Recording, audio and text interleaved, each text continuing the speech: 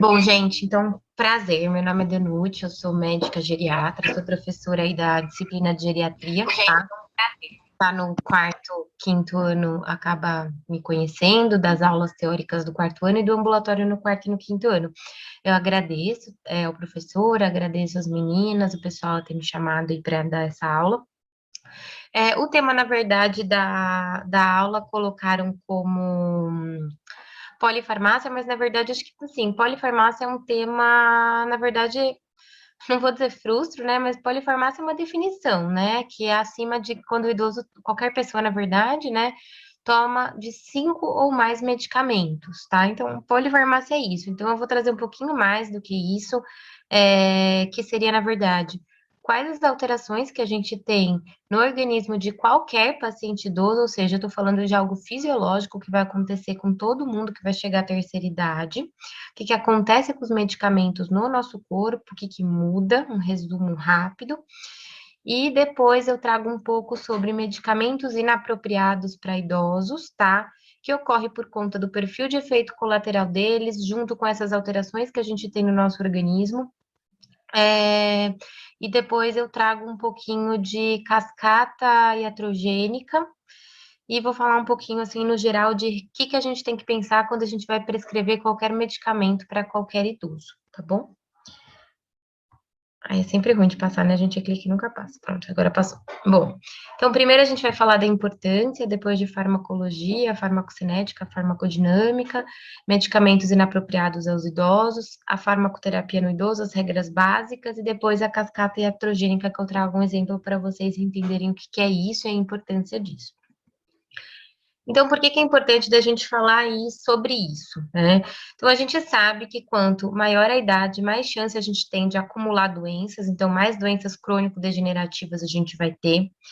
A gente está num contexto de uma atenção à saúde desarticulada, então, a gente tem pacientes que passam com vários profissionais de saúde, e esses vários profissionais vão prescrevendo as coisas, cada um para sua partezinha, para a parte que importa ali para ele, não perguntam o que o paciente está tomando, e o paciente vai acumulando medicamentos que interagem entre si, que às vezes são até medicamentos duplicados, tá? Então, o maior número de medicamentos de uso contínuo, uma maior frequência de polifarmácia, não é raro, quem já passou no ambulatório com a gente sabe que os pacientes, a maioria, chega lá usando muito mais do que 5 medicamentos, e que isso tudo vai aumentando a chance desse paciente ter reação adversa a esses medicamentos que ele usa, tá bom? Tá atrapalhando essa barra para vocês ou só tá aparecendo para mim? Acho que só tá aparecendo pra senhora. Então, tá bom. Bom, então, contextualizando ali na parte de farmacologia, né? Então, a gente fala de farmacocinética ali quando a gente tem a absorção, a distribuição, o metabolismo e a excreção do medicamento. Então, a gente toma o medicamento, ele é absorvido pelo organismo, é distribuído aonde ele vai agir, é metabolizado e depois excretado, que a maioria acontece ali pelos rins.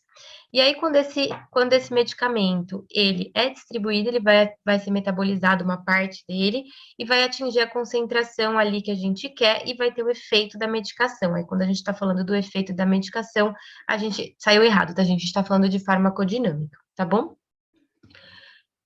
Então, eu vou falar um pouquinho para vocês das alterações que a gente tem no organismo do paciente idoso, tá?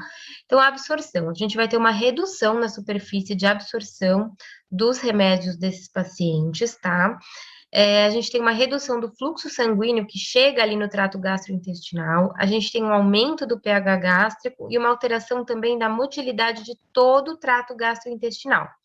Isso poderia ter um impacto maior, mas na verdade, como a reserva dessa função é muito grande, isso funcionalmente tem uma pequena alteração, tá? Então, apesar de ter essas alterações em todos os pacientes idosos, isso na prática não tem assim tanta importância, tá? A distribuição, então, os idosos, eles vão ter uma diminuição da água do corpo e um aumento da gordura corporal. E isso vai ter um maior aumento do volume de distribuição. Então, vai ter mais lugar ali para o medicamento se grudar e vai aumentar a meia-vida desse medicamento no organismo do paciente, o que pode aumentar a toxicidade desse medicamento para aquele paciente. Lembrar que nossos pacientes muitas vezes são desnutridos, tá? E alguns, a gente vai ter uma redução da albumina pela própria desnutrição, o que vai reduzir esse volume de distribuição e também pode aumentar a toxicidade. Os medicamentos, quando eles são metabolizados, a gente tem que lembrar que além das alterações do trato gastrointestinal ali, né, esôfago, estômago, intestino, a gente vai ter uma alteração hepática também. Então, a gente vai ter, uma redução do número de hepatócitos, das células ali do fígado, a gente vai ter uma redução do fluxo sanguíneo hepático em 35%, e a gente vai ter uma redução no metabolismo de primeira passagem, que é uma primeira inativação ali que a gente tem dos medicamentos que passam pelo nosso corpo, e isso vai aumentar também o nível sérico e, de novo, predispondo a mais toxicidade. A excreção, então, a maioria é feita pelo sistema ali renal, né? Com a idade, a gente vai tendo uma redução do tamanho dos rins, uma redução do fluxo de sangue que chega nesses rins e, consequentemente, uma redução na taxa de filtração glomerular, ou seja, quanto que é ali que a gente vai mandar embora ali daquele medicamento. E aí a gente vai eliminar menos os remédios e também os seus metabólitos, tá? E isso, de novo, aumenta a meia-vida, nível sério, que consequentemente pode aumentar a toxicidade desses medicamentos. Com a idade, a gente vai ter uma redução no clearance de creatinina de 50%, ou seja, quanto que o nosso rim ali está funcionando, a gente vai ter uma redução de 50% dos 25 aos 85 anos. Qual que é a importância? Medicamentos com baixo índice terapêutico. Então, quando a dose tóxica ela é muito próxima ali da dose que a gente quer usar. Então, lembrar que sempre quando a gente está diante de um paciente que tem uma disfunção renal, lembrar, olha, ele já tem uma disfunção renal, ele já é idoso, então já tem um rim um pouquinho pior. Então, todos os remédios a gente tem que sempre, sempre, sempre checar se tem ajuste conforme a função renal, principalmente se o clearance de creatinina for menor do que 30. Então, eu deixei a fórmula da estimativa da função renal para quem não lembra como que faz, que é 140 menos a idade vezes o peso, sobre a creatinina sérica vezes 72. Aí, se for mulher, tem um ajuste, tá bom? Então, sempre tem que fazer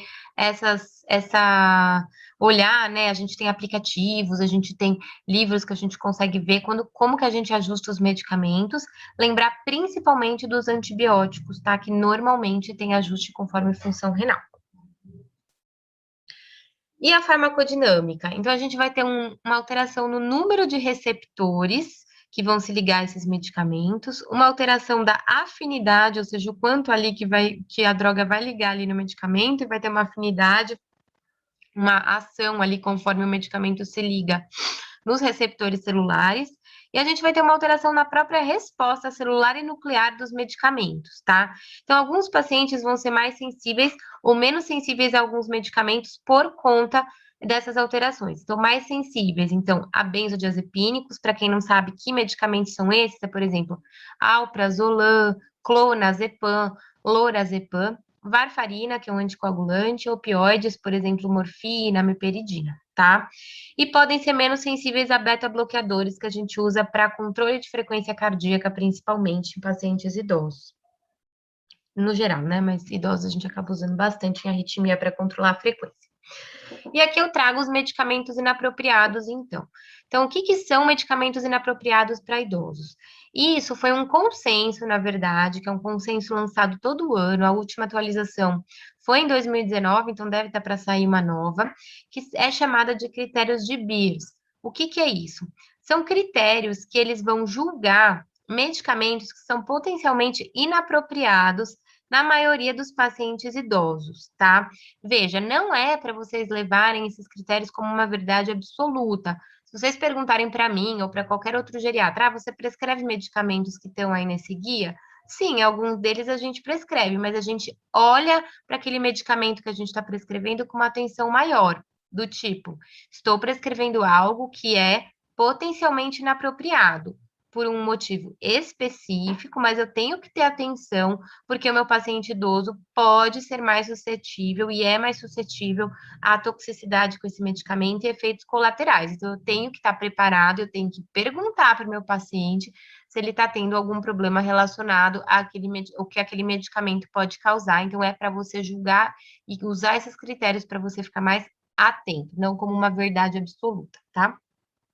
Então, ele vai separar os medicamentos em potencialmente inapropriados na maioria dos idosos, medicamentos que devem ser evitados em certas condições, medicamentos para serem usados com cautela, interações medicamentosas perigosas e ajuste da dose de droga com base na função renal, tá? Então, começando ali pelos benzodiazepínicos. Então, de novo, que medicamentos são esses? Lorazepam, clonazepam, alprazolam, tá? É incomum vocês verem um paciente tomando um Rivotril, né? Não é, infelizmente, né? Infelizmente, a gente fica chateado que a gente vê bastante, mas infelizmente é comum. Então, os pacientes idosos, eles são mais sensíveis aos efeitos colaterais, e eles têm uma redução do metabolismo dos benzodiazepínicos no organismo dos pacientes idosos. O que que pode trazer? Você pode ter um risco aumentado de delírio. Então, para quem não sabe o que é delírio, é um estado confusional agudo. Então, pacientes que ficam com uma confusão mental aguda, uma desorientação, uma desorganização ali do pensamento agudamente de curso normalmente flutuante, tá? A gente tem um risco de prejuízo de memória, então não é incomum os pacientes idosos chegarem pra gente e falarem que acham que estão com demência e estão usando benzodiazepínico, tá? Aí você tira o benzodiazepínico e tem uma melhora ali nessa questão de memória. Risco de quedas e fraturas, porque aumenta hipotensão postural, tá? Então, o paciente corre o risco de cair, ele fica sonolento também, então dá um pouco de tontura por conta da sonolência que causa. Às vezes acorda à noite, aí cai, faz uma fratura, tá? Risco de acidente automobilístico, né? Quem usa, normalmente não usa durante o dia ou a hora que a pessoa vai dirigir, mas às vezes acontece. E o efeito paradoxal, então tem pacientes que usam para acalmar e acabam tendo uma agitação ali, ao inverso com o uso de benzodiazepínicos. Eu deixei, até ia tirar, eu dou essa aula para o quarto ano sempre, né? Eu deixo essa observação aí embaixo, insônia. Iniciar sempre tratamento não farmacológico, mas ver desencadeante, porque não é incomum a gente ver que benzodiazepínico está sendo prescrito para pacientes com insônia, tá? E assim, gente, medicar insônia, você só vai medicar, você só pode chamar insônia de insônia se você tiver a higiene do sono corrigida, que 99,9% dos pacientes não tem, tá? E depois, então, a gente sempre tem que iniciar com o tratamento não farmacológico da insônia. Então, não fazer exercício à noite, não tomar bebidas estimulantes durante a noite, tá? Às vezes o paciente acorda para fazer xixi, então tem que pedir para o paciente fazer um controle disso de dia, evitar água durante o período noturno, que eles fazem, bebe água durante a noite, acorda para fazer xixi, bebe água de novo e acorda de novo para fazer xixi, tomar um solzinho, às vezes ali ajuda, lembrar que sempre tem que ver o desencadeante, então às vezes você está dando um remédio para insônia, mas o paciente não está dormindo por dor, então você tem que tratar a dor do paciente. Às vezes o paciente não está dormindo por ansiedade, então não é um indutor do sono que você vai dar, é um ansiolítico. Às vezes o paciente não está dormindo por dispneia, por uma insuficiência cardíaca descompensada, e você vai otimizar um medicamento da insuficiência cardíaca. Às vezes o paciente não está dormindo por uma neuropatia diabética, e você vai fazer o quê? Compensar o diabetes e não dar um remédio para dormir. Então a gente só pode falar em insônia e só pode medicar quando isso estiver super redondo, tá? Então, lembrar que se a gente for prescrever um benzodiazepínico, a gente vai prescrever os que têm menor duração, que é o lorazepam até 3 miligramas dia ou alprazolam até 2 miligramas dia. A gente prefere não prescrever, mas tem ocasiões que a gente prescreve. Que ocasiões, por exemplo? Quando a gente vai prescrever, às vezes, os inibidores da recaptação de serotonina para ansiedade, depressão em pacientes idosos, em pacientes muito ansiosos, nas 3, 4 primeiras semanas, a gente pode ter um aumento da ansiedade relacionada a esses medicamentos, e aí, às vezes, a gente coloca um benzodiazepínico só nessas 3, 4 primeiras semanas, para controlar essa ansiedade inicial que pode causar com os inibidores da recaptação, e depois a gente tira o benzodiazepínico. Então, daí a gente prefere usar o lorazepam ou o alprazolam, tá bom? Então, lembrar que a menor dose já é suficiente para ter o efeito que a gente quer por conta dessas alterações farmacocinéticas e farmacodinâmicas no idoso. Se a gente prescreve mais do que isso, a gente está correndo muito risco de ter um aumento de toxicidade, tá? E o Zolpidem, para quem não reconheceu o nome dele, a gente fala, né, não é certo falar o nome aí de farmácia, mas já falando, porque vocês conhecem mais assim, o Stilnox, por exemplo, né? Muita gente toma para pegar voo, para dormir. Ele não é um benzodiazepínico, mas ele tem efeitos muito parecidos com os benzodiazepínicos, tá? Então, aumenta a tontura, aumenta a sonolência, aumenta o risco de quedas, dá muita sedação em pacientes idosos, e tem pacientes idosos que às vezes acordam com alucinação ou acordam, fazem coisas que nem lembram, tem uma amnésia, tá? Isso não é incomum, eu já vi em pacientes, inclusive, assim, da minha idade, da idade de vocês, não foi nem paciente, é colegas que tomam, às vezes, em plantão, e aí relato da pessoa acordar, fazer várias coisas, às vezes até atender paciente, e não conseguir dormir, nem lembrar do que fez, então tem essa amnésia, tá? Então não é incomum, imagina se a gente tem isso em paciente jovem, imagina em paciente idoso. Só lembrando, nos novos critérios de Beers de 2019, nos anteriores, o Zolpidem vinha, assim como usar com cautela. Aí, no último critério de 2019, eles colocam assim, usar com medicamentos inapropriados, Zolpidem. Aí coloca exceção. Exceção é assim, quando a gente pode usar, eles colocam nenhuma, ou seja, não é para usar Zolpidem em idoso, tá? A gente tem outras opções para insônia em idoso que não é Zolpidem e também não é benzodiazepina, tá bom? Bom, medicamentos anticolinérgicos, tá? Então, são medicamentos que é mais do que uma classe de medicamentos que tem um efeito anticolinérgico. O que são efeitos anticolinérgicos?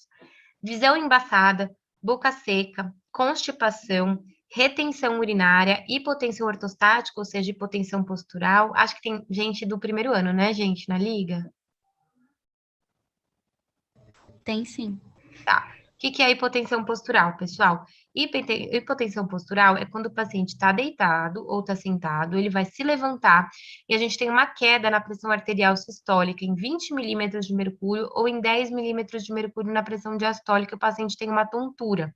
Então, medicamentos que pioram isso predispõem o paciente a quedas, fraturas também, tá? Então, é importante a gente se atentar a isso. Déficit cognitivo, ou seja, déficit de memória. Então, lembrar que muitos pacientes vêm com medicamentos com esse efeito anticolinérgico e que acham que estão com uma demência, e na verdade a gente tira o medicamento e eles acabam melhorando, tá? Então, pode causar um déficit de memória, pode agravar um déficit de memória, mesmo se for medicamento com efeito anticolinérgico que não seja psicofármaco, tá? Como, por exemplo, benzodiazepínico, pode ser outra classe, como antialérgico, eu vou falar mais para frente deles. Aumentam o risco de delírio, e lembrar que a gente tem o que a gente chama de carga anticolinérgica, ou seja, quanto mais medicamentos com efeito colinérgico você tem, mais você aumenta a chance de ter esses efeitos adversos. Então, que medicamentos que a gente está falando? Então, os antihistamínicos, então, hidroxizine, dexclorfeniramina, os tricíclicos, que são muito usados como antidepressivos, tá? Aí eu coloco a amitriptilina, a nortriptilina. Por que que eu grifo a amitriptilina? De novo, ó, só para vocês terem um exemplo. Eu não uso nortriptilina? Não, eu uso. Às vezes eu tenho um paciente, já usei, já tive paciente que tinha uma depressão, não podia comprar nenhum outro remédio, porque esses remédios têm um custo bom, não conseguia comprar outro remédio para tratar depressão, tinha dores crônicas e tinha uma incontinência urinária que não melhorava. Então, o que eu fiz? Eu usei do efeito anticolinérgico a meu favor. Então, usei o efeito antidepressivo que a nortriptilina tinha. Nortriptilina a gente usa muito também, às vezes, para dores, tá? Então, paciente com dores crônicas, fibromialgia, era uma paciente com fibromialgia, e ela tinha uma incontinência urinária que não tinha dinheiro também para comprar os medicamentos que a gente usa melhores hoje no mercado para incontinência urinária. Então, eu usei do efeito anticolinérgico de retenção urinária e ela melhorou do humor, melhorou das dores e melhorou da incontinência urinária. Mas eu olho para esse medicamento, prescrevi, mas eu olho para esse medicamento do tipo: nossa, se meu paciente desenvolve uma hipotensão postural, se meu paciente tem uma queda, eu tenho que me atentar que tem esse remédio aqui, que talvez eu tenha que mexer. Então, eu uso o critério de Beers ao meu favor como um guia para eu ter um pouco mais de atenção quando eu vou prescrever alguma coisa. Por que eu grifo a amitriptilina? Porque dentre os tricíclicos, a amitriptilina, entre a amitriptilina e a nortriptilina, ela tem mais efeito anticolinérgico. Então, se eu for prescrever um tricíclico para um idoso, eu prefiro a nortriptilina, tá bom? Opioides, então, eu coloco aí a meperidina. Ela aumenta o risco de delírio, alucinações, tremores, abalos musculares, hiperatividade dos reflexos do nosso corpo e pode predispor também a crises convulsivas. Neurolépticos, que medicamentos são os neurolépticos? São os medicamentos ali antipsicóticos, quetiapina, olanzapina, risperidona, Aldol, tá? Então, a gente tem que lembrar que aumenta o risco de um acidente vascular cerebral, tá? Aumenta o risco de você ter uma piora na memória e a mortalidade em pacientes portadores de demência. Eu coloco utilizar somente se alteração grave de comportamento. Aí eu faço uma pausa igual eu fiz na insônia, né? É muito comum a gente ver pacientes com demência que eles estão agitados e que a pessoa faz, nem vê por que o paciente está ficando agitado e já sai ali prescrevendo benzodiazepínico, neuroléptico, um monte de coisa para esse paciente, né? Quando não antihistamínico, né? Que é um crime, não façam isso. Então, assim, por que eu coloco essa coisa, essa observação? Eu gosto de explicar que pacientes com demência, principalmente estado de demência mais grave, onde o paciente às vezes não tem uma comunicação muito boa, o paciente ele quer alguma coisa e está querendo te dizer alguma coisa e ele exterioriza isso com agitação. Por exemplo, o paciente às vezes está agitado, você vai querer já dar um neuroléptico, um Aldol para ele, mas o paciente está agitado porque está calor e ele está cheio de cobertura. Porque está muito frio e ele tá com pouca roupa, tá? Ou às vezes coisas até mais simples. Quantas vezes vocês vão lembrar de mim no hospital? Vou no hospital, às vezes o paciente quer comer, tem problema de mobilidade, ou quer beber água, tem problema de mobilidade e a mesa tá lá fora do alcance dele. Então é sede, é fome. Então sempre lembrar dessas coisas antes, para corrigir, antes de pensar em dar um medicamento que vai causar um monte de efeito colateral no nosso paciente idoso. Outro exemplo, sempre depois de excluir tudo isso, dor. Às vezes o paciente está com dor e ele não consegue te falar que ele está com dor. Então, às vezes, se o paciente tem motivo suficiente para ter dor, às vezes eu tento fazer um controle melhor da analgesia e vejo se a agitação melhora. Sinais vitais, sempre tem que ver sinais vitais. Então, tá com problema de oximetria, pressão tá boa, frequência cardíaca tá boa, meu paciente está infectado. Então, a gente sempre tem que excluir coisas secundárias da agitação antes de pensar. Então, assim, tudo isso foi corrigido? Aí eu estou autorizado a tentar farmacologicamente, né, acalmar meu paciente, tá bom? Bom, então, os antidepressivos tricíclicos, o que eles fazem? Eles bloqueiam a recaptação da noradrenalina, então causam um efeito antidepressivo, bloqueiam os receptores muscarínicos de acetilcolina, e aí isso pode causar os distúrbios cognitivos, obstipação, dificuldade de urinar, retenção urinária. Os bloqueadores dos receptores H1 da histamina, causando uma sedação importante. Bloqueiam o alfa-1 adrenérgico, que podem causar hipotensão postural. E tem um efeito quinidina-like, que pode causar arritmias cardíacas também. Relaxante muscular, gente, ciclobenzaprina, o famoso Miozan, tá? E carisoprodol. Então, tem efeito anticolinérgico também, causa uma sedação importante. Não sei se alguém aqui já tomou Miozan, eu já tomei, e no dia seguinte parecia que eu tava bêbada. Imagina um paciente idoso, tá? Causa fraqueza, causa tontura, causa todos esses efeitos anticolinérgicos, mas principalmente uma sedação importante. É raro a gente ver, mas eu peguei no consultório terça-feira uma paciente que estava tomando ciclobenzaprina, eu perguntei por que ela tomava, ela falou, tomei porque o médico clínico do posto me passou porque eu tinha insônia, tá? Gente, quase que eu tive um infarto, né? Mas enfim, aí a gente se controla, né? Respira fundo. E, e aí eu consegui convencê-la a tirar esse remédio e fiz a troca, tá? E as doses toleradas pelo paciente têm um efeito questionável. Às vezes você toma uma dose, ela não vai ter o efeito ali de relaxante muscular e você já vai ter uma toxicidade em cima daquela pequena dose sem ter muito efeito que o paciente precisava. Gastrointestinal. Então, o que eu gosto de falar dos medicamentos do sistema gastrointestinal que podem dar algum problema em paciente idoso? Plasio, então a gente pode ter efeitos extrapiramidais, a discinesia tardia, tá?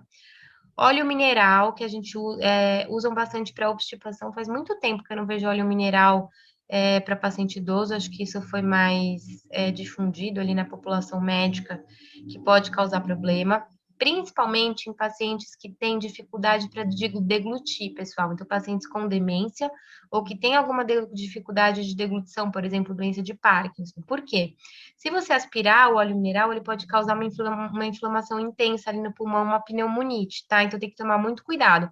Então, na verdade, a gente não prescreve para o paciente idoso. A gente tem outras opções de medicamento para tratar obstipação em paciente idoso. Então, Movimlax, que é o Macrogol, lactulose, bisacodyl, picosulfato, tá? A gente usa mais esses do que o óleo mineral. Inibidor de bomba de próton, então os famosos omeprazol, pantoprazol. Aumenta risco de infecção por Clostridium difficile. O que é Clostridium difficile?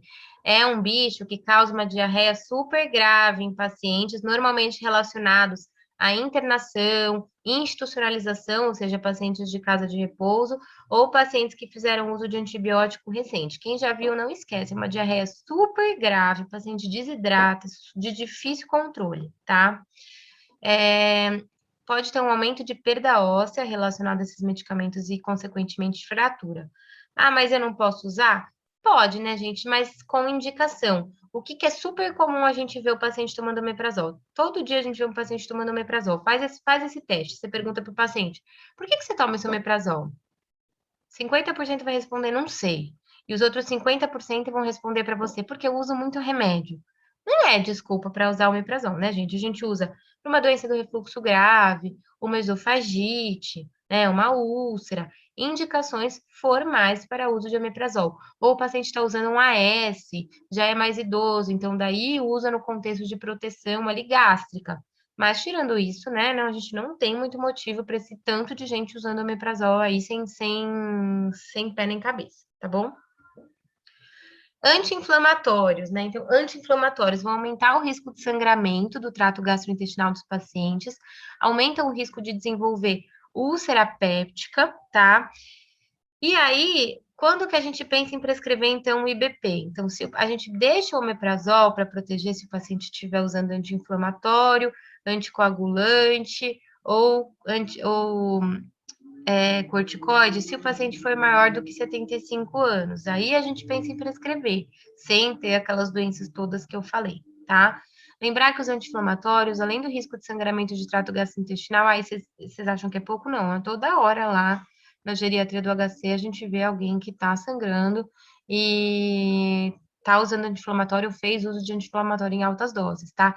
Assim como insuficiência renal, tá? Tem pacientes que chegam com piora de função renal e é por uso crônico de anti-inflamatório, principalmente se for em altas doses ou uso prolongado, e junto com outros medicamentos que podem piorar a função renal, por exemplo, diurético de alça, né? Então, o paciente toma ali a furosemida dele por conta de uma insuficiência cardíaca, não é incomum congestão, excesso de líquido em paciente idoso e paciente com insuficiência cardíaca é reavaliação frequente. Então, hoje ele está com 40 miligramas de furosemida, daqui a 2 semanas ele pode estar melhor e não vai precisar desses 40, você vai reduzir para 20, ou às vezes vai precisar aumentar. Então, isso é uma avaliação dinâmica de volemia do paciente com doença renal crônica, né, ou insuficiência cardíaca. Aí, às vezes, a pessoa deixa essa furosemida lá, 80 miligramas, 40 miligramas para sempre, esquece lá, e aí o paciente começa a tomar o anti-inflamatório, aí vem com uma baita de uma piora de função renal, tá? Endometacina ainda tem o problema de causar um pouquinho de piora de memória e pode causar sintomas depressivos. E lembrar que a gente tem que evitar anti-inflamatório em pacientes com insuficiência cardíaca, hipertensão moderada e doença renal crônica, porque aumentam ali a retenção hídrica também. Medicamentos usados para cardiovascular. Então, alfa-agonistas de ação central, metildopiclonidina, não são medicamentos que a gente usa para primeira linha de tratamento de hipertensão arterial, tá? Podem causar bradicardia, hipotensão postural, sonolência, depressão e apatia. Apatia é quando o paciente não tem muita reação aos estímulos. Então, tá feliz, tá com a mesma cara. Tá triste, tá com a mesma cara. Não tem muita reação, tá? Diferente de depressão. Nifedipina pode causar hipotensão grave, aumenta o risco de infarto agudo do miocárdio. A mildarona, a gente usa às vezes para pacientes com fibrilação atrial, arritmia cardíaca, tá? Então, ali, ó, efetivo para manutenção de ritmo sinusal, mas pode causar muita toxicidade, pode causar pneumopatia, interação medicamentosa com outros medicamentos, mais para frente eu falo um pouco disso, e pode causar também tireoideopatia. Então, não é incomum o paciente estar tomando amiodarona, principalmente se numa dose mais alta, e o TSH vem super alto, tá? Já vi. Paciente meu mesmo, com TSH normal, precisou de amiodarona, em acompanhamento comigo, com cardiologista, colocamos amiodarona, TSH de um mês para o outro foi de, sei lá, 1 ponto alguma coisa para 60, tá? Então, não é incomum, tem que acompanhar. Professora, Oi. nesse caso, tem que tratar, tipo, como se fosse um hipotireoidismo subclínico ou não vale a pena tratar? Depende, Lê. Então, assim, por exemplo, às vezes a gente vê TSH alterado, às vezes você não pode tirar a mildarona do paciente, né? Então, no caso do meu paciente, ele tinha uma fibrilação atrial, a gente prescreveu beta-bloqueador e ele começou, ele tinha uma frequência alta, é, por conta da fibrilação atrial, a gente prescreveu beta-bloqueador, uma dose super baixinha, o paciente fazia frequência às vezes de 100, mas às vezes a frequência dele parava em 30. Aí ele não conseguia ter uma sensibilidade ali tão boa e às vezes ficava até bradicárdico por conta do beta-bloqueador que a gente tinha dado. Troquei várias vezes de beta-bloqueador, não consegui, mandei para a cardio, falei, bom, vou colocar a mildarona. Aí a cardio achou que a mildarona era a melhor opção mesmo. Aí no caso dele, que a gente já tinha tentado acho que uns 2 ou 3 medicamentos e a mildarona teve que ficar, ele parou de fazer bradicardia, ele ficava normocárdico com a mildarona, com o ritmo normal, mas abriu um quadro de TSH. Então, assim, nesse caso, eu não tinha muito para onde correr, nem que eu quisesse trocar essa mildarona, né? Então, às vezes o paciente tem uma indicação formal de usar mildarona, ou às vezes poderia trocar para outro, mas tem algum efeito colateral maior com outro. Então, daí no caso dele, ele ganhou, infelizmente, uma levotiroxina também, tá? Ah, entendi. Então você receitou para ele. Não receitei, tá? Nesse caso, sim. Mas aí depende, às vezes o paciente não usou beta-bloqueador e fica com essa mildarona sem precisar, e aí você pode trocar por um controle de frequência, tá? Mas aí você tem que avaliar bem essa parte cardiológica, aí vai depender, tá? Bom, então da parte do endocrinológico, então os hipoglicemiantes, as sulfonilureias, então lembrar principalmente das de longa duração, que tem maior meia-vida, que é a glibenclamida, a glimeperida e clorpropramida. Eles podem causar uma hipoglicemia grave e prolongada no paciente idoso. Lembrar que a cloropropamida tem a SIAD, que é a secreção inapropriada do hormônio antidiurético. E a gente tem que sempre atentar que se usa, tem que ter uma alimentação regular. Às vezes o paciente vem com controle de destro, está usando insulina direitinho, não está fazendo hipo ou hiperglicemia por infecção, e aí a gente vai ver, tá fazendo hipoglicemia, a gente tira a sulfonilureia e normaliza os destros, ele para de fazer essa hipoglicemia. Então, lembrar disso quando você tiver com um paciente que do nada começou a fazer uma hipoglicemia. Às vezes você faz esse ajuste, reduz dose da sulfonilureia ou retira a sulfonilureia e melhora. A insulina, gente, a insulina faz tempo que eu não vejo isso, tá? De usar a insulina conforme glicemia capilar. O que é isso? Normalmente, quando o paciente tem diabetes, você coloca uma insulina de longa ação, que é a insulina NPH bedtime, ou seja, na hora de dormir. E aí, depois, se precisar, você coloca ali nas refeições uma regular para corrigir os destros ali no pós-refeição. Às vezes, a gente pega uns pacientes, coitados, usando insulina regular, que é essa insulina rápida conforme o destro. Então, não usa insulina de longa, e você só está tratando a hiperglicemia ali daquele momento, você não está tratando ali a longo prazo. Então, você tem um alto risco de hipoglicemia, tá? E você não vai ter um controle glicêmico adequado. Então, daí sua glicada vai continuar vindo ruim, porque você só está vindo ali na hora e está corrigindo na hora também, tá bom? Não está fazendo um controle a longo prazo. Digoxina. A digoxina pode ser usada para fibrilação atrial também, então para arritmia cardíaca e para insuficiência cardíaca, mas não é a primeira escolha. Por conta da redução da função renal dos pacientes, você tem muito aumento de meia-vida, e aí você tem um risco de toxicidade. Se você for usar, você usa no máximo 0,125 miligramas ao dia, que é meio, e sendo que ali a dose habitual é um pouquinho maior, tá? Mas a gente evita também. E se você quiser, você pode dosar a digoxinemia no sangue, porque se você pega um paciente que usa, é sempre de bom tom para ver se a dose está em excesso, tá bom? Às vezes tem pacientes que acabam usando. Bom, então o que que a gente tem como cautela? Então, tudo isso que eu falei até agora, medicamentos inapropriados. O que que a gente tem que usar com cautela? Aspirina para prevenção primária. Vocês lembram o que que é prevenção primária? É quando o paciente não teve nenhuma doença cardiovascular, então nunca infartou, nunca teve um AVC e usa a aspirina. A gente evita isso em paciente idoso.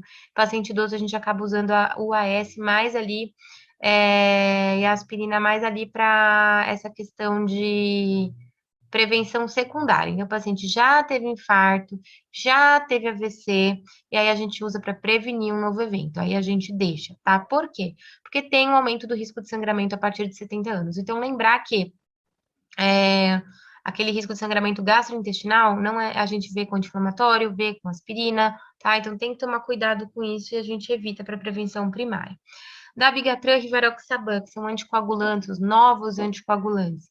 Também tem um aumento do risco de sangramento a partir de 75 anos. Lembrar que a gente tem hoje o apixabana, que a gente consegue fazer um ajuste conforme peso, função renal e idade ali do paciente. Então, acaba sendo uma opção um pouco mais interessante para idosos, por conta desse ajuste que a gente faz em dose, então de 5 de 12 em 12 para 2,5 de 12 em 12. A gente consegue fazer esse ajuste, e da Bigatran e rivaroxaban é uma vez ao dia. Então, se você tem um sangramento, ele dura 24 horas ali. O endoxabana, ele é de 12 em 12. Então, se você tem algum problema, você pode omitir a outra dose, tá? Então, aí, por isso que a gente acaba usando mais um pouquinho assim em paciente idoso, quando a gente vai lançar mão desses medicamentos. Bactrim, sulfametoxazol, trimetoprim, tá? Usado, por exemplo, para tratar ITU em paciente idoso. Você tem um aumento do risco de hipercalemia, principalmente se você for usar junto com outros medicamentos que também aumentam o potássio. Então, inibidor da enzima de conversão, os bloqueadores ali da aldosterona e pacientes com doença renal crônica já. Sinceridade, eu nunca tinha visto. Aí estava comentando disso com uma colega do HC, e daí ela me mostrou um caso que ela estava atendendo em consultório de um paciente que estava usando Bactrim para tratar uma osteomielite. Aí a paciente usou por um tempo Bactrim, não tinha hipercalemia, usava IECA, e aí desenvolveu um potássio dela era normal, de 4, subiu para 6 e pouco o potássio. Ela tirou o Bactrim, trocou para outro antibiótico, melhorou a hipercalemia, tá? Então, para ficar ilustrado aí um caso para vocês. Interações que eles colocam como perigosas. Então, varfarina. Varfarina é um anticoagulante, tá? Só que ele não é um anticoagulante novo, é um anticoagulante um pouco mais antigo, mas ainda é o único que a gente tem no SUS, tá? Problema da varfarina, né?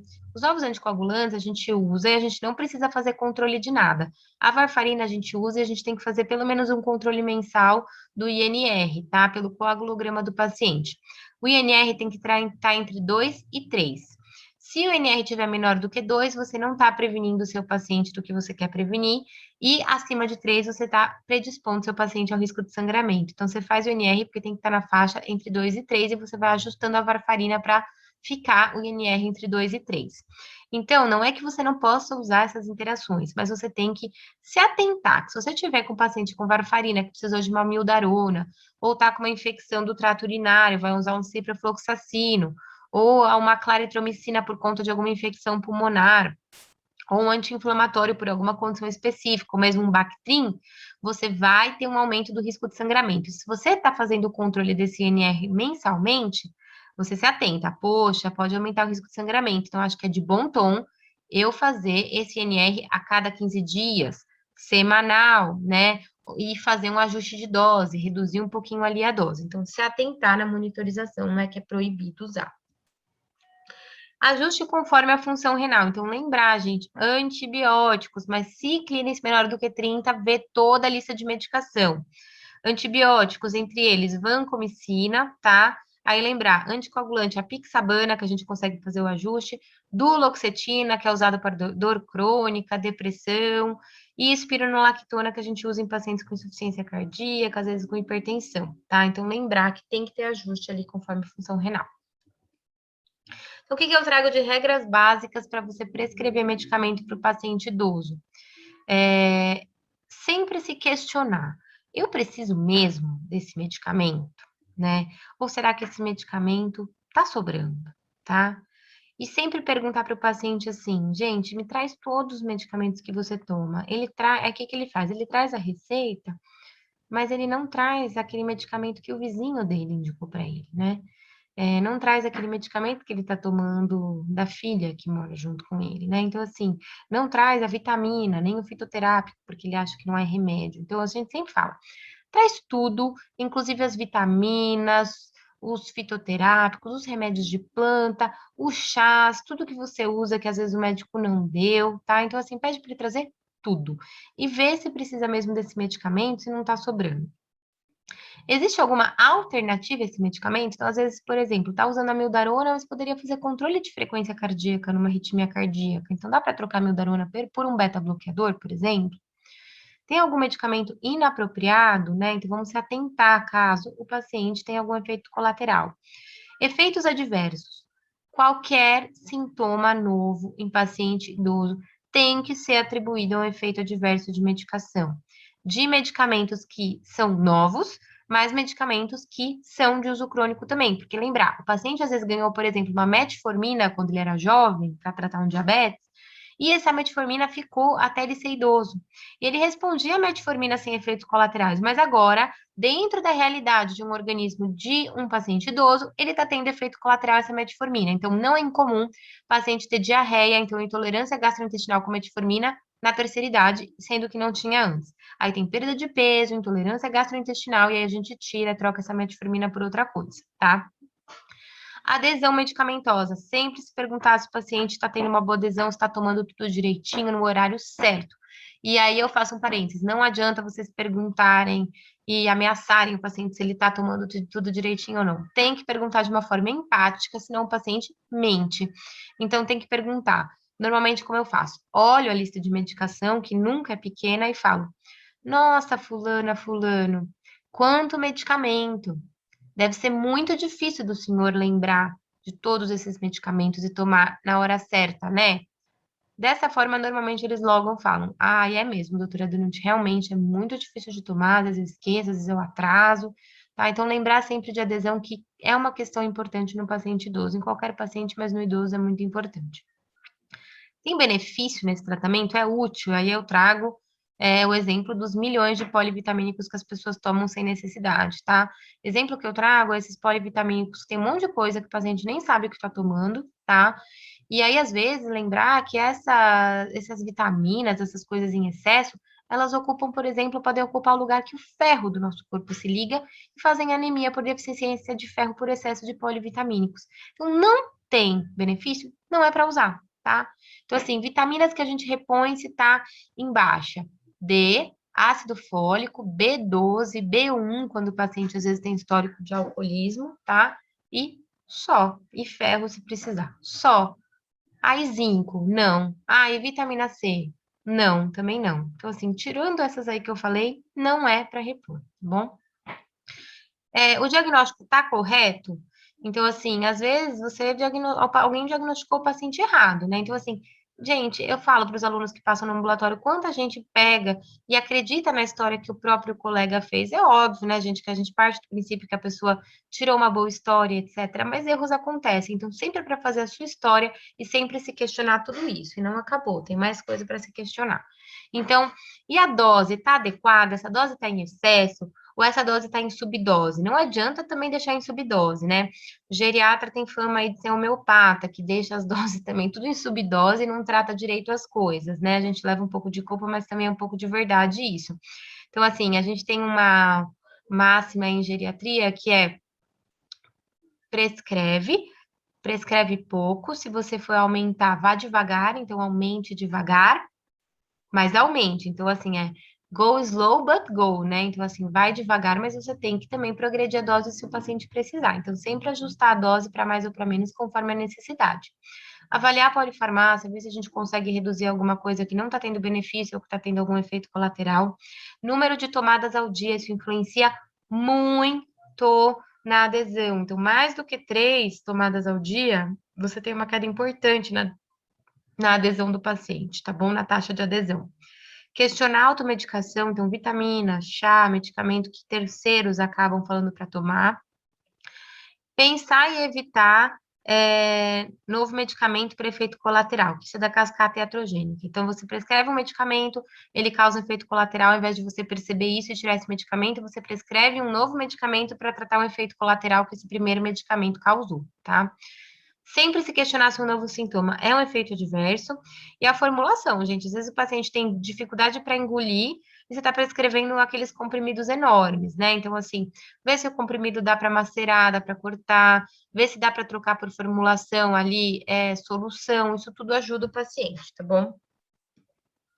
E cascata iatrogênica. Então, é quando um medicamento produz uma reação adversa, a gente prescreve um novo medicamento para tratar essa reação adversa, e esse medicamento produz uma nova reação adversa e assim sucessivamente. Então, por exemplo, eu prescrevi um inibidor da conversão ali, que pode causar um captopril, nalapril ali, pode causar tosse seca. Aí eu não percebi isso, a paciente veio com tosse seca, eu não percebi que foi o IECA que eu dei para ele, eu dou uma codeína para tratar a tosse. Aí a codeína, como qualquer opioide, causa obstipação, daí prende o intestino do meu paciente idoso, aí eu não percebo, aí eu dou um laxante que vai dar cólicas e dor abdominal. Aí para dor abdominal eu prescrevo um Buscopan. E aí o Buscopan pode causar uma piora ali da memória. É excelente, né, tratamento. Mas não é incomum, viu? Vocês ficam pasmos, mas isso a gente vê dia a dia do geriatra, a gente vê isso, tá? E é isso, gente. Então, trata o idoso assim como você gostaria de ser tratado nessa idade, né? Então, sempre a gente tem que ter paciência, né? São pacientes complexos, mas a gente tem que tratar eles da melhor forma possível, tá bom? Acho que era isso.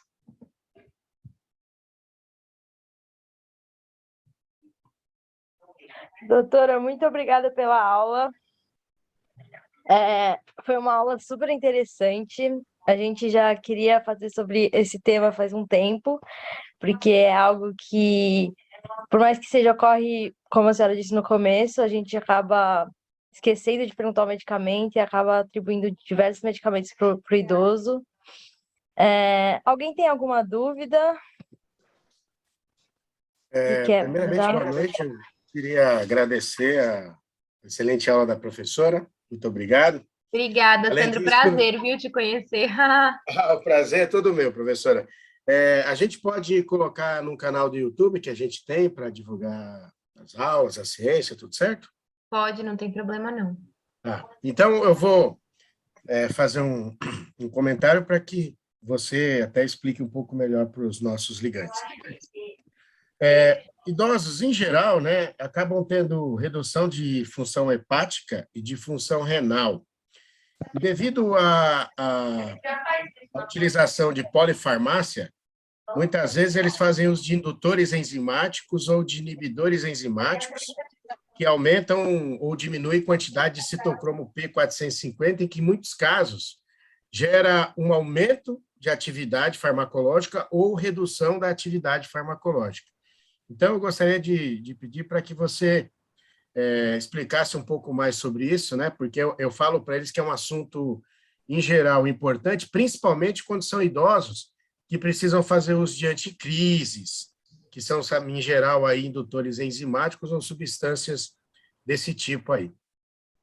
Então, eu acho assim, eu acho que como um todo, na verdade, né, quando você tem essa alteração, então você tem essa alteração ali do citocromo, né, eu acho que tinha até um slide, não sei, acho que estava até na minha aula da Unisa original, acho que tem uma falando disso, mas eu falei, como tem alunos do primeiro ano, acho que eu não vou deixar, aí acabei até tirando.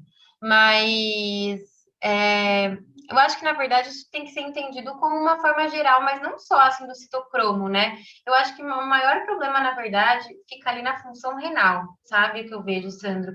É super comum a gente ver os pacientes internados que eles estão tomando um óleo hoje mesmo. Eu fui no 9 de julho, aí acabei fazendo uma interconsulta de um paciente usando antibiótico dose full ali, né? Então, e aí você vê, tá com uma disfunção renal, e aí acaba que as coisas ficam ali um pouco perdidas. Então, eu acho que assim, não tem problema nenhum de não conseguir essa coisa de alteração hepática.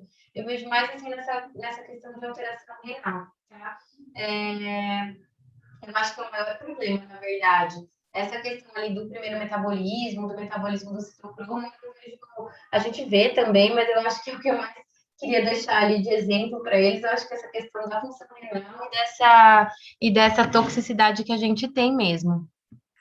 Você sabe que esses dias nós recebemos um paciente que precisava fazer PEP, e ele já está com uma certa idade, e ele Precisava fez fazer o quê? Eu não entendi, Sandro. o PEP, profilaxia pós-exposição. Ah, tá, um PrEP, entendi.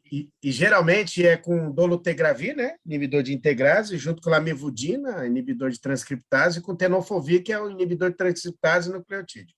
Mas esse paciente específico, ele não podia tomar o tenofovir, e ele já era uma certa idade, mas por quê? Ele tinha feito transplante renal. Então, a gente teve que entrar em contato, né, justamente para modificar todo o tratamento para PEP, para que fosse retirado o tenofovir justamente para não agravar o problema renal que ele já tem, né, de base. Então, esse paciente idoso, a gente precisa tomar uma série de cuidados, né, professora? Precisa, é bem complicado. Eu acho assim, o maior problema é que as pessoas vão prescrevendo tudo, né? Tipo, e vai se ajuntando os medicamentos, se ajuntando efeitos colaterais. Então, assim, uma coisa que eu acho que é muito importante também é quando a gente vai prescrever um remédio, a gente fazer uma coisa de cada vez. Então, isso é muito importante. Às vezes a gente chega e quer mudar grandes coisas na prescrição. Só que isso causa um grande problema, porque aí o paciente vai ter um efeito colateral e você não vai saber de qual remédio foi que ele está tendo aquela intolerância. Então, eu sempre falo, olha, para os familiares, né? Porque os familiares, infelizmente, né, aqui no Brasil, a gente tem essa cultura de medicalização e médico, né? Impressionante. Ah, o que você quer? Mais médico no sistema de saúde. Ah, o que você quer? Mais medicamento, né? Então, assim, é um valor muito pouco que se dá ao não farmacológico e um valor muito pouco que a gente dá para a ação de outros profissionais de saúde, né? Então, para o farmacêutico, para o fono, para o nutricionista. Então, as pessoas só querem saber de mais remédio. Então, é difícil, porque é uma pressão muito grande que a gente tem do familiar em cima disso na gente, né? Então, o paciente está com insônia, por exemplo. Quantas vezes o paciente não chega com insônia? Eu vou perguntar como que é a higiene do sono do paciente. Ah, é péssima. E eu falo, não vou te prescrever nada, a gente vai corrigir a higiene do sono. E aí, o que acontece? Aí o paciente normalmente demora uns 8 meses, 7 meses para voltar no consultório. Por quê? Porque, obviamente, não gostou da resposta que eu dei, vai procurar outro médico, aí esse médico vai prescrever um benzodiazepínico, aí ele vai juntar um monte de coisa, aí vai ter um monte de tontura, aí vai cair, vai passar mal, vai complicado, ele fala assim, eu vou voltar naquela médica que não queria prescrever nada. Aí eles voltam para mim, daí eu falo, não é para tomar esse remédio. Aí eu tiro o remédio, aí eles passam a dar valor ao médico geriatra, né? Então, assim, é uma coisa complicada, porque é muito mais fácil você pegar a sua caneta, pegar seu receituário, seu carimbo e prescrever mais um remédio. É com certeza muito mais fácil, é com certeza muito mais cômodo e causa muito menos estresse. Inclusive, às vezes você também deixa de perder o paciente fazendo isso, mas não é o correto, né? Então, a gente tem que. É uma falta de cultura mesmo que tem. Então, a gente tem que entender que o tratamento não é só farmacológico, muita coisa também a gente vai ter o tratamento farmacológico que a gente pode passar, mas que só o farmacológico também não vai ser bom. Então, é muito fácil, né? As pessoas, e muito, muito nesse contexto de setorização de medicina, cada um vai prescrevendo, nem sabe o que está tomando, vai prescrevendo tudo e é isso, aí chega, né? Os pacientes, hoje mesmo, foi um colega meu que postou, deixa eu até ver se eu consigo resgatar aqui, ele postou no Instagram dele uma foto de uma receita, aí ele colocou aqui, vou até ler, é uma receita, ele colocou aqui. Dá até preguiça contar quantos erros existem nessa receita feita por um geriatra, entre aspas, ele colocou, para um paciente frágil com síndrome demencial. Ó, tinha famotidina, ginkgo biloba, aí tinha losartana, hidroclorotiazida, carvedilol, sertralina, né? Então, daí assim, aí ele fez uma fórmula, daí essa é outra questão que eu trago, aí traz uma fórmula. Todos esses remédios em um comprimido só. Aí o paciente toma aquele comprimido, tem um efeito colateral, e aí você fala, ele está tendo efeito colateral de qual componente dessa fórmula, né? Porque em um comprimido só tem 60 mil medicamentos. Então, assim, a gente prescreve, mas é sempre de bom tom você prescrever baixas doses no paciente idoso. Então, assim, tá na dúvida? Prescreve baixa dose, põe o seu paciente para voltar frequentemente no seu consultório e de uma forma recente. aumenta devagar esse remédio e prescreva uma coisa de cada vez, não 50 mil coisas. Deu errado, você sabe que deu errado por conta daquele medicamento, porque você não prescreveu 10 coisas e você prescreveu dose baixa. Então, essa eu acho que é a dica mais valiosa ali. Prescreve, sobe a dose se necessário, mas suba a dose devagar e prescreva uma coisa de cada vez, tá?